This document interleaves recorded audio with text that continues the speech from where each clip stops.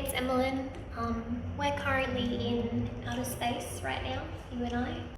Here we are. It's easier to see from back here, so I'll just do a little. Okay, let's come in. So I like to have everything that I'm doing sort of around me to think about. On this wall at the moment, we've got some works that I did during a residency at House Conspiracy, because I feel like lockdown has sort of recontextualized them, and I'm trying to work out exactly what that might mean for them. I was really lucky because I'll talk to you.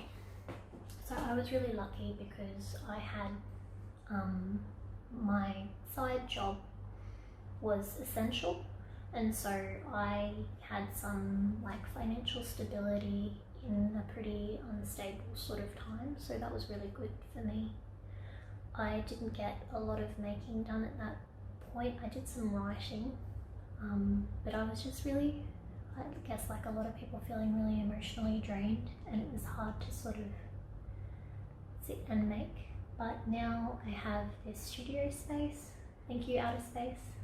So amazing. And so I've got sort of space to spread out and things instead of working in my bedroom, because I do tend to work, I know this isn't a huge room, but I do tend to work quite spread out with things on the floor and everything. So I'll flip over here. These are also those works. I'm thinking about them in another way at the moment. I found these image collages, I guess, originally on Pinterest, and I was really interested in the moments when the image and the text don't match up. So like, smile to the beauty of the world, that doesn't match the text. And I was interested in, I guess, how there's all these desires, you know, that are present in these collages that we can't. It was like there was no image that could match that desire, that could illustrate it. So it was just sort of this, it's just this nebulous longing with nothing to fix it to.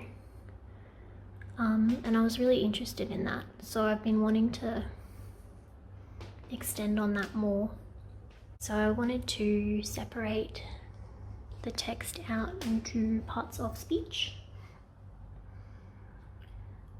And I've been doing that just to see, I guess, if that could be a strategy for rearranging the text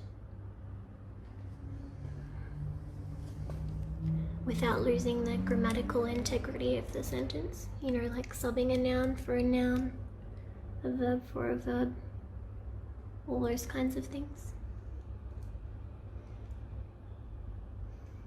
So these skies, I've been doing this cool thing where I've been taking the skyline, so I've been tracing it, like tracing this line, and then feeding that line through OCR, optical character recognition, to see what word is kind of buried inside of that line, or what word it thinks is buried inside that line. So that's been super interesting.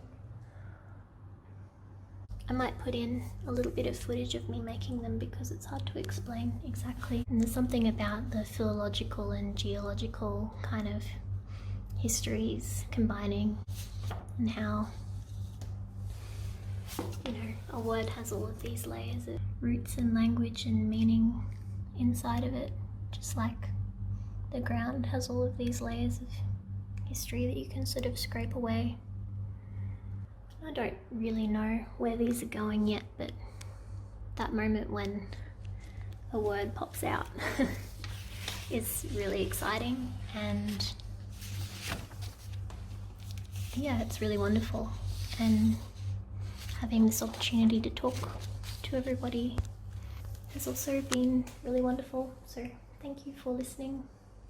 Take care, everyone. Bye.